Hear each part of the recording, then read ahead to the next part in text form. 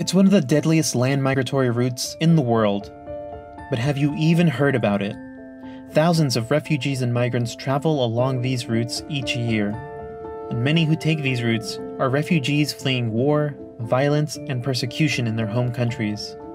Hundreds die and thousands suffer human rights abuses in the hands of smugglers, traffickers, militias, as well as some state officials.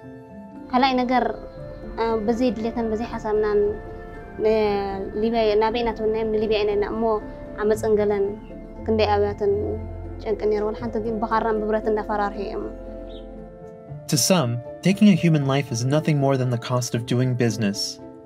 There is no way to accurately determine the number of deaths along these routes each year, but it's estimated at least 1,750 people died in 2018 and 2019. That's an average of at least 72 deaths per month. Many died whilst crossing the Sahara Desert.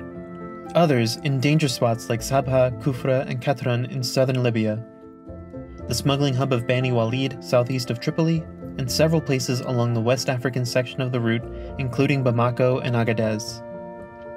From East Africa or West Africa, many take the journey to Libya. For many, it's the final stage of a desperate journey, with some then attempting to cross the Mediterranean. By the time they set foot on a boat, most feel ready to roll the dice on a potentially fatal sea journey, rather than return to the nightmare they faced on land. Once they finally begin the crossing, imagine the horror when they are rescued at sea and returned to danger in Libya.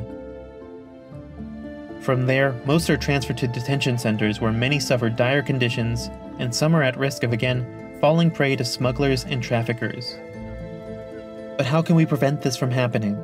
We need to tackle the root causes that drive people to flee. We must offer them protection along these routes, or provide alternatives to these dangerous journeys.